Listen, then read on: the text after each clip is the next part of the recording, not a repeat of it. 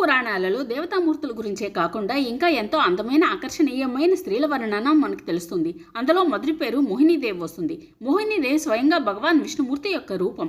తన అందంతో మోహినీదేవి రాక్షసులను అమృతం అందకుండా చేస్తుంది. ఇంకా శివుణ్ణి బ్రహ్మాసురుడు అనే రాక్షసు నుంచి కాపాడుతుంది. తర్వాత నరనారాయణుల యొక్క తపస్సును భగ్నం చేయడానికి ఇంద్రుడు రంభా మేనకలను పంపిస్తాడు.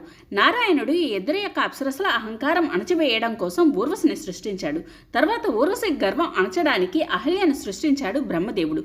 ఊర్వశి కన్నా అహల్య ఎంతో అందమైనది. గౌతమ మహర్షి భార్య అని తెలిసి కూడా ఇంద్రుడు ఆమెను మోహించాడు.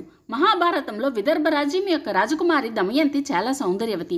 ఆమె అందానికి ముగ్ధులై దేవతలు కూడా ఆమె కోసం స్వయంవరంలో పాల్గొన్నారు. వీరందరికన్నా తిలోత్తమ ఇంకా అందమైనది. ఆమెను విశ్వకర్మ బ్రహ్మ ఆజ్ఞతో సృష్టించాడు. ముల్లోకాల్లో ఉండే అందమైన రూపాల నుంచి నువ్వు గింజంత పరిమాణంలో అందాన్ని తీసుకుని తిలోత్తమను సృష్టించాడు. ఆమె సందోపసంతులు అనే రాక్షసులు చావడానికి కూడా కారణమయ్యింది.